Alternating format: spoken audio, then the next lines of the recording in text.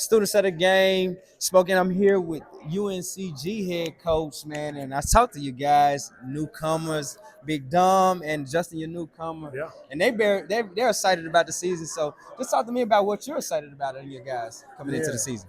Well, we have a brand new team, pretty much, and guys are their attitudes are unbelievable right now. So hopefully that continues when the playing time gets divvied up. But you never know. But just so many guys that want to learn and that are willing to be coached. That's the best part of it. So this is an exciting and scary time, for our team because we've got so many new guys, but they're willing to learn and figure out, how we want to do things. And so I'm excited to see what they can, put together.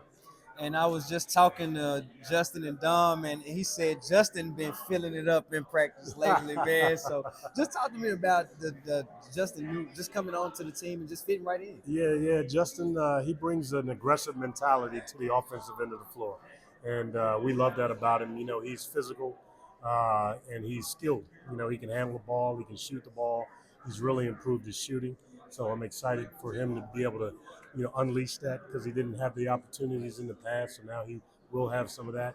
But what he brings to the table is aggressiveness and physicality, which, that's the way we like to play. We like to play with the edge, and he brings the edge to the court every day. And speaking of that, your returners are coming back in and they're getting a little more playing time. So how excited are for you guys that Yeah. have the returning guys to come in and then make names for Yeah, we themselves? don't have many of those. We got two that were on scholarship last year with Big Dom and Clint Offender. So those guys, they didn't. Dom played just about every game, but not a lot of minutes. Clint didn't play very much at all. But those guys have taken on the leadership. They understand our culture because they've been in the program. So they've been great leaders so far, and they've worked really hard in the off season. Like nobody works harder than those two guys in terms of getting in the gym early, being in practice and then shooting even after or stretching, whatever they got to do. So I'm excited to see what they'll be able to show everybody else that we've already been seeing in the offseason. And all the coaches talk about it here at the SoCon Media Days and all throughout the country, how tough it is to have that roster retention.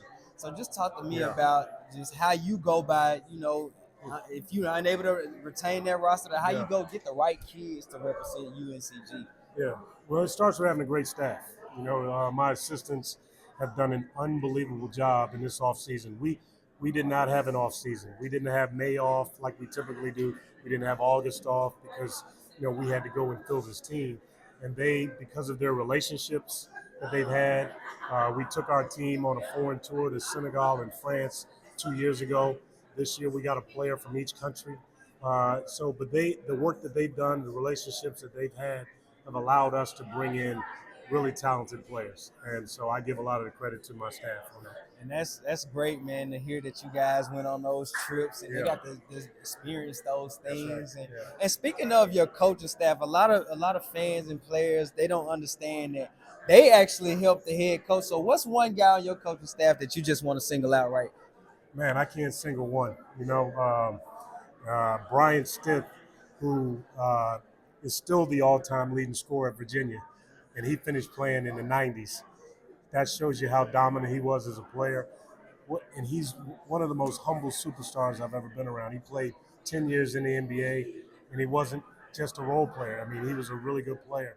And the experience and the knowledge that he brings to our team, those guys, you should see them listening to him. Like that's where they want to be, and he's done it. And so to have a guy like that on staff is amazing. But all the other guys have done a tremendous job with our guys. We have a staff of guys who have all played college basketball. So everywhere, you know, our players want to be and the things that they want to do, our coaches have already done it. So they're unbelievable mentors to our team. So I'm grateful for And them. coach, I want you to speak on this league as a whole. I feel like it's underrated with the players and the coaches. I feel like that this league could get two bids into that NCAA Yeah. tournament. I think we need to push for that. I think the commissioner would love that as well. So Oh yeah, what do yeah. you think about that? Yeah, I mean, obviously it'd be great. It's a very difficult thing to do, especially in today's day and age when scheduling has become so much more difficult. A lot of the teams don't want to play you for different reasons because they know we're a good league, we're a good conference, we have good teams and programs and coaches.